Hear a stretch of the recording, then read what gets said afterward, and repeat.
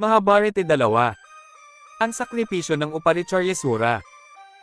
Sinabi ni Bhishma tungkol kay Yudhishthira, pagkatapos, sa huling dakilang kapanahunan, ang lahat ng mga Diyos ay nagalak sa pagsilang ni Brihaspati, ang anak ni Angirasa, ang banal na pari. Ang Jupiter ay kasing kahulugan ng Brahma at mahusay na mga salita. O hari, ito ang mga katangian ng napag-aralan na Brihaspati. Naging alagad niya ang dakilang haring si Uparicharyasura. Pagkatapos ay natutunan niya ang Vedas Pancharitrist na gawa sa mga larawan at larawan mula kay Brihaspati. Ang haring Vaso na iyon, na dating pinamunuan ng banal na utos, ay namahala sa lupa gaya ng pamamahala ni Indra sa langit. Sinimulan ng dakilang haring iyon ang paghahain ng Ashwamedha. Doon, naging sakripisyo si Guru Brihaspati. Ang mga anak ni Prajapati, ang mga pantas na sina Ikara, Divite at Grita, ay mga miyembro ng kapulungang iyon. Mayroon ding 16 na pantas, Danush ng Pata, Raja, Partavaso, Perivaso, Medaditi, Dandiya Maharshi, Mahabhaga Shanti, Vedashiro, ang dakilang pantas na si Kapila. Ang ama ni Shalihotra, at Chakato, Taitrai, Kaneva at Devotra, ang mga nakatatandang kapatid ni Vaishampaya, kabuoang 16 na pantas. O hari, lahat ng kailangan para sa dakilang sakripisyong iyon ay handa na. Walang pinatay na hayop doon. Kaya't ang hari ay napanatag, siya ay hindi isang taong marahas, siya ay dalisay, bukas palad, malaya sa pagnanasa, at tapat sa mabubuting gawa. Ang mga hinog na prutas sa kagubatan ay nakaimbak doon para sa mga Diyos. Ang dakilang Panginoon ng mga Diyos ay nasiyahan sa paghahain at nilapitan siya ng walang nakitang sinuman. Nakilahok sila ng walang nakikitang sinuman. Nang marinig ito, biglang kinuha ni Jupiter ang kanyang palakaw sa galit at hinampas ang langit ng luha sa galit. Tungkol sa daigdig sa itaas ay sinabi niya, Masdan, natanggap ko ang bahaging ito, may karapatan akong makita ito dahil nakikita ito mismo ng Panginoon. Nang marinig ang mga salita ni Bhishma, nagtanong si Yudhishthira, O Bhishma, ang mga Diyos mismo ay dumating at tinanggap ang hain na inialay doon, ngunit bakit hindi dumating ang makapangyarihang hari? Nang marinig ito, sinabi ni Bhishma, pagkatapos ay pinayapa ni Vaso, Mahabhupala at lahat ng miyembrong naroroon ang galit na si Brihaspati. Pinatahimik siya ng mga ito at sinabing huwag siyang magalit. Ito ang kapanahunan ng lumikha, ang iyong galit ay hindi angkop para sa edad na ito. Nagagalit siya kung kanino ka gumawa ng bahagi. Ni ikaw o kami, o Jupiter, ay hindi makakakita sa kanya, siya lamang na nakalulugod sa kanya ang makakakita sa kanya. Pagkatapos ay sinabi ni Chitrashakandi, Ekte, Divite at Trita, kami ay mga anak ni Brahma. Minsan, kami ay nagtungo sa Hilaga bilang mga naghahanap ng kaligtasan. Doon sa loob ng 1,000 taon ay nagsagawa kami ng mahigpit na penitensya at namuhay ng may kalmadong pag-iisip tulad ng isang puno sa isang paa.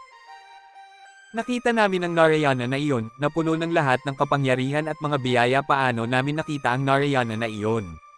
Nagtaka kami. Nang matapos ang panata, sinabi ng walang katawang boses sa isang masaya, palakaibigan at malalim na boses, O Brahman. Nagsagawa ka ng mga kahangahangang austerities na may masayang pag-iisip. Isa kang kadudadad deboto. Paano mo nakikita ang kaluwalhasyang iyon? Sa hilaga ng dagat ng gatas ay isang puting isla, puno ng dakilang kaningningan. Sa kabila ng Narayana ay may mga nilalang na kasing liwanag ng buwan. Sa pag-iisa sa Narayana, pagkatapos ay narinig namin ang walang katawan na boses at pumunta sa lugar sa paraang ipinahiwatig niya. Naalala namin siya, pumunta kami sa White Island para makita siya. Doon ay naharang ang aming paningin. Ang kanyang kaningningan ay nakahadlang sa aming paningin, kaya't hindi namin siya makita. Siya na hindi nagsasagawa ng mga austerities ay hindi nakikita sa kanya ng maayos. Pagkatapos sa pagtatapos ng 100 taon ng austerities, nakita namin ang mga tao na may magagandang katangian. Maliwanag tulad ng buwan at umaawit ng mantra ng dakilang pantas na iyon ay Manasa. Sa katapusan ng panahon habang ang araw ay nagniningning ng pantay, nadama namin na ang isla ay ang abode, walang tao doon, o Panginoong Jupiter. Na para bang libu-libong araw ang sumikat na magkasama, ang aming mga isip ay nalunod sa ningning. Wala kaming makita. Isang salita lamang ang narinig ng malakas, Namaste Hrishikesha Mahapurusha Parvaja, Pandarikaksha. Pagpupugay sa iyo. Visavabavan, pagbati sa iyo. Hrishikesha, ninuno ng lahat ng mga dakilang kaluluwa, pagbati sa iyo. Ang salitang ito ay narinig mula sa amin sa matatamis na tinig. Samantala ay dumating ang mga hangin na nagdadala ng iba't ibang mga halimuyak. Ang mga dalisay ng mga bulaklak ng araw ay nababagay sa trabaho kasama ang 5 mga dalubhasa sa araw na iyon ng mga lalaking dalubhasa sa trabaho, sa kanila, na nagsasabi, dumating roon ang Panginoon, ngunit hindi natin siya nakita. Wala ni isa man ang bumalik upang magbigay pugay sa atin sa pamamagitan ng kanyang isip o mga mata. Tingnan mo ang mga magagandang taong ito na walang mga pandama. Ang makita ang dalawang mukha ng mga taong ito ay parang nakikita ang Diyos, kayong mga pantas ay dapat bumalik sa paraan ng paglisan ninyo sa lugar na ito. Imposibleng makita ng isang deboto ang Diyos na iyon. Pagkaraan ng mahabang panahon makikita niya ang maliwanag at matalinong Diyos na iyong tutulungan na magpapabago rin sa relihiyon. Pagkatapos, nang marinig ang mga kahangahangang salita tulad ng nectar, tinanggap namin ang kanyang pagnanasa sa mundo at nagbalik loob kami sa kanyang pag-aalay. Naghahangad na mundo, sa mundong iyon, kami ay naghahangad ng pagsisisi, si Jupiter. Hindi nakita ang Diyos na iyon mga Brahman, Haring Taglagas.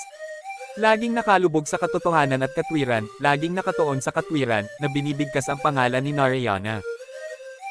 Ang haring iyon ay pumasok sa lupa at muling bumangon sa pamamagitan ng kanyang biyaya at natamo ang pinakamahalaga at pinakamataas na lugar, ang Parampada. Ang pagkakatawang tao at muling pagkabuhay ni Upikarabas. Pagkatapos ay sinabi niya kay Yudhishthira, "O Lolo, bakit kinailangan panghatiin ni Upikarabasa ang mundo kahit na siya ang guro ng walang hanggang Bhagavad Gita? Sabihin mo sa akin."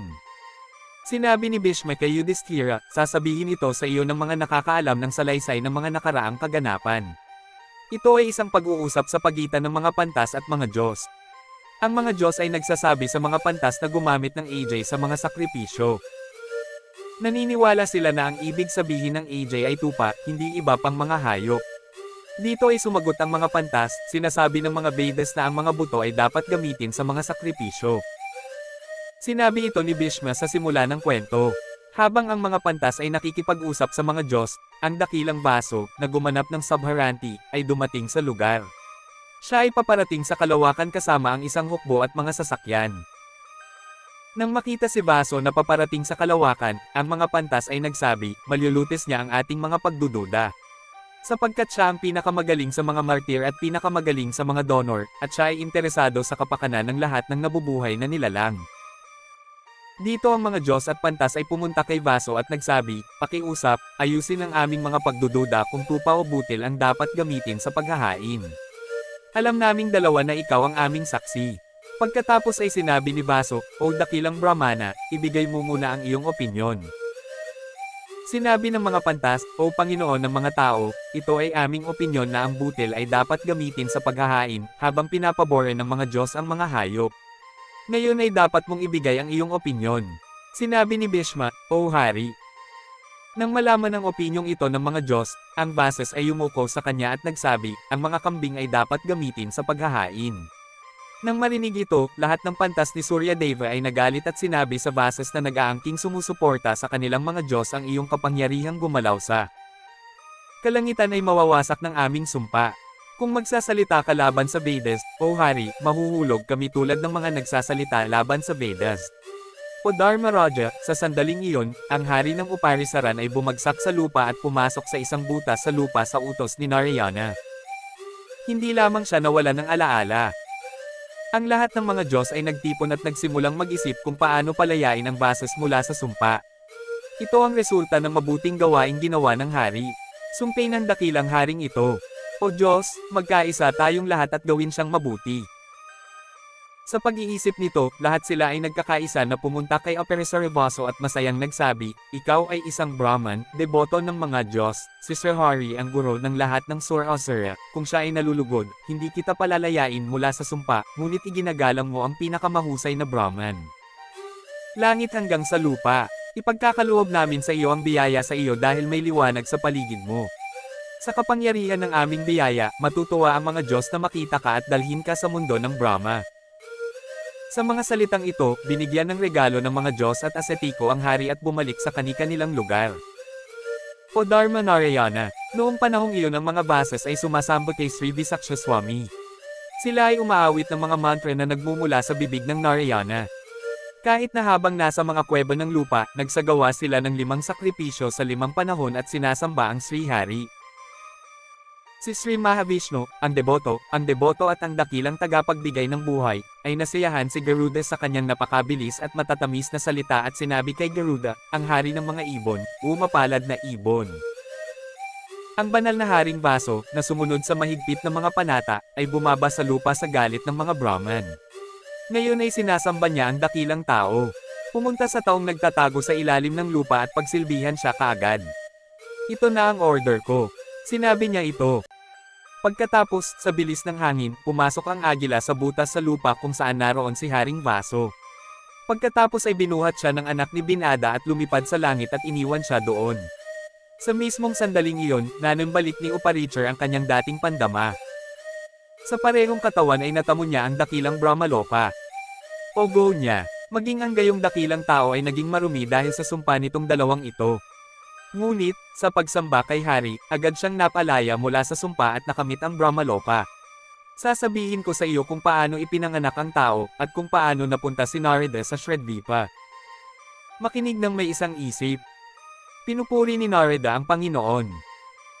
Matapos makapasok si Narada sa Shredvipa, nakita niya ang parehong mga nilalang, na ang kulay ay puti at maliwanag tulad ng buwan.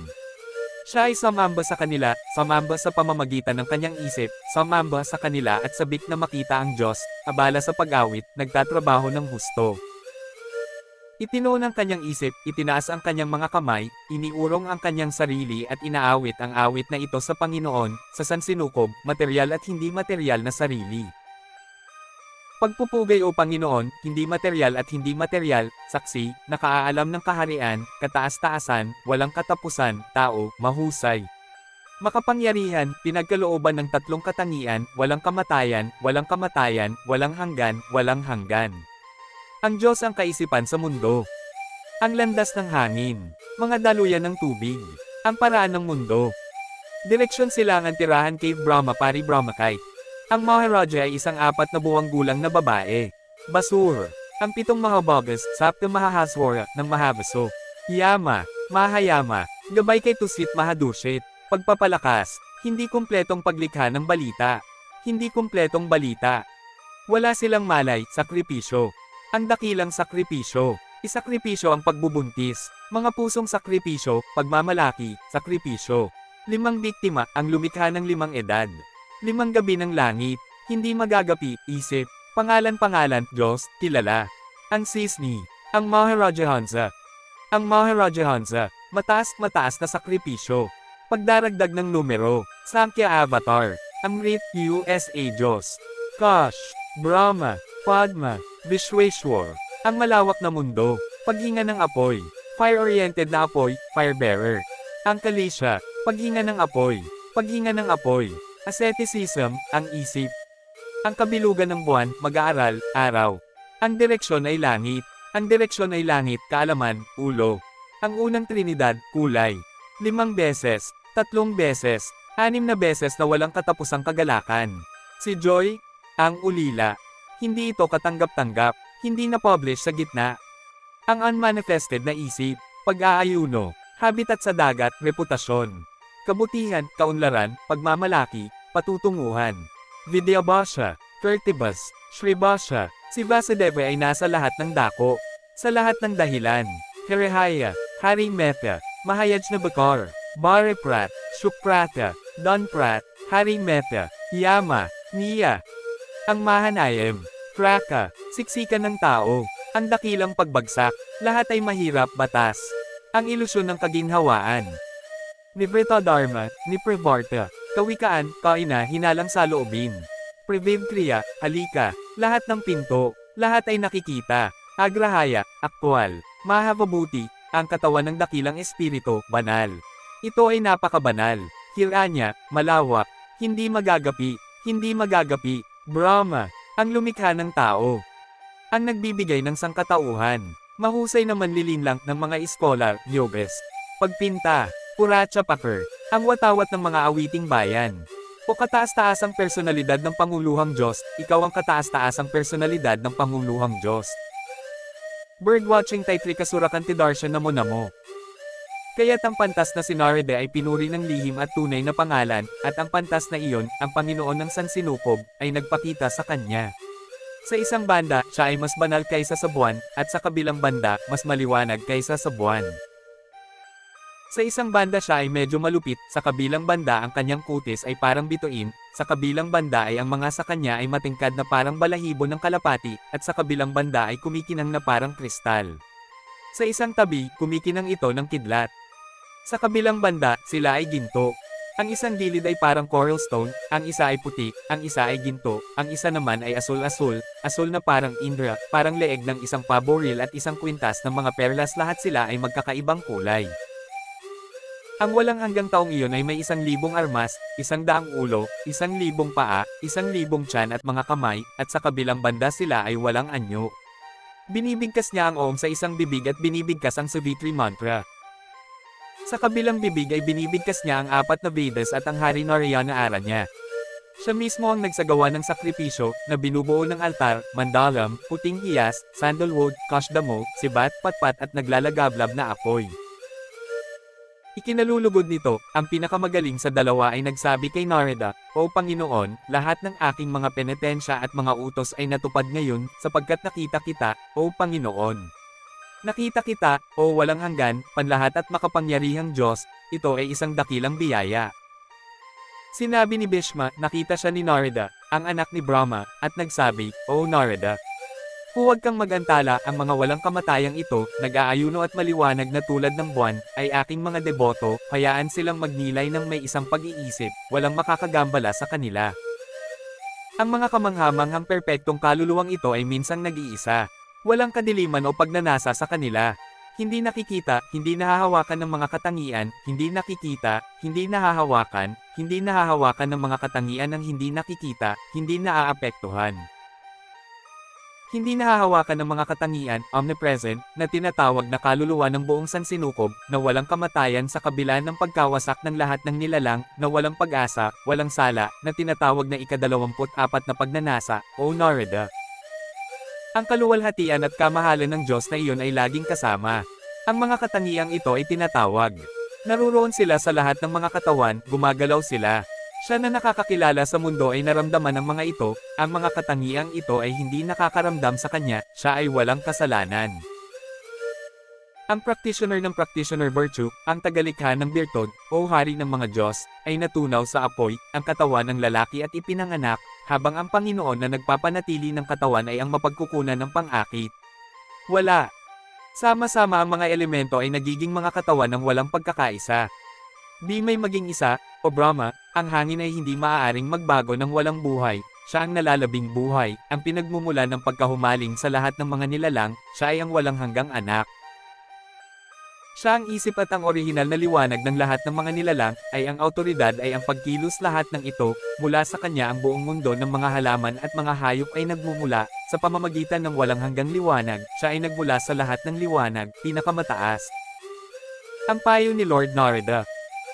Sinabi ng Panginoon, O Narada, ang mundo ng mga puno at hayop, literal na ang kamatayan at kawalang kamatayan ay nagmula sa akin. Ang mga naging deboto ko ay pumapasok sa akin at napalaya mula rito. Ay mayroong 25 walang buhay na elementong nilalang. Wala akong mga katangian, walang mga birtod, walang estado, walang kaluluwa. Huwag isipin na ito ay nagpapakita sa form na ito. Ako, ang Panginoon at tagapaglikha ng buong sansinukob, ay nawala sa isang sandali sa kalooban. O Narada, hindi mo ako makikita, ito ay isang ilusyon na nilikha ko. Huwag mong isipin na nasa akin ang lahat ng katangian ng pag-iral. Ngayon, ipinaliwanag ko sa iyo ang 4 na anyo. Nasa akin ang hiba, na personalidad, mayroon akong buhay, huwag kang malinlang sa pag-iisip na nakita ko ang buhay. O Brahma, ako ang nasa lahat ng dako ng kaluluwa ng nayon, ang mga kaluluwa ay lumalapit sa akin nang nag-iisa iniisip ang mga hinahangad ni Damodar, Rod Raven, nakita mo na ba ang mga ito na kinuha ni Rod Raven ang aking karapatan? Kanlungan sa aking kanan Dasto Ashwini, tingnan mo, ang 7 pantas, mga batas, ang mga iba't ibang bagay, ang pinakamataas na bituin Narada, ang gumagalaw na liwanag ng mga mortal, tingnan mo ang mga ulap, ang mga lawa, at ang mga ilog na ito. Mga Diyos, ako ang orihinal na ama ng mga Diyos at mga ninuno ako, si Hayagrava, ay umiinom ng mga handog at nag-alay ng mga awit na may debosyon sa hilagang karagatan ay dating ipinanganak sa aking sinapupunan at sumamba sa akin ng mga pagpapala. Ang payo ng Panginoon kay Narada. O Narada, pagkatapos ibigay ang biyaya kay Brahma, sinabi ko, O Brahma, walang sino man ang maaaring lumampas sa iyong mga limitasyon. O Brahma, maaari mong ipagkaloob ang mga biyaya sa mga taong lubos na nagnanais. Sinasamba ka ng mga Diyos, pantas, ninuno at iba't ibang nilalang, o pinagkalooban ng mga austerities, magandang kapalaran at disiplina. Dapat ba akong palaging magpakita bilang isang Diyos upang maglingkod sa mga Diyos? Pagkatapos ay tuturuan mo ako tulad ng isang anak at bibigyan mo ako ng iba't ibang mga gawain. Pagkatapos ibigay ang nasa itaas at iba pang mga biyaya kay Brahma, nawala ako. O Narada, sa lahat ng relihiyon, ang pinakamasayang sakripisyo ay ang pinakamahusay. Sa makatuwid, ang isa ay dapat na lumaya mula sa lahat ng pagkaalipin at mamuhay sa pamamagitan ng pagtalikod. Ang matatag na guro ng pilosopiyang Sankhya ay nagsabi na ako ay si Kabila, na nasa aditemande ng matalino. Sinasabi ng mga banal na kasulatan ng yoga na ako ay Hiranyagarbha, yoga na puno ng Vedas. Sa aking orihinal na anyo, palagi akong umiiral sa kalawakan. Pagkatapos ng 1,000 edad, muli kong sisirain ang buong sansinukob. At muli, lilikhin ko ang buong sansinukob na may kapangyarihan ng kaalaman. Sa ika-4 na anyo na ito, ako ang lumikha ng hindi mauubos na mga labi, iyon ang dahilan ng pagkahumaling. Nilikha niya si Pratyumna, hindi nakatali ni Pratyumna, paulit-ulit kong inuulit itong nilikha ko. Dahil dito ang pagsikat at paglubog ng araw ay nawala, at ang kawalang hanggan ay puwersahang ibinalik ang mga ito, gayon din ako ay lilikha muli para sa kapakinabangan ng lahat ng nilalang. Sinabi ni Bhishma kay Yudhishthira, habang sinasabi ng Panginoon ang mga salitang ito, tinanong ni Narada si Janardana, O Hari, sabihin mo sa akin kung anong anyo ang nais kong makita ka.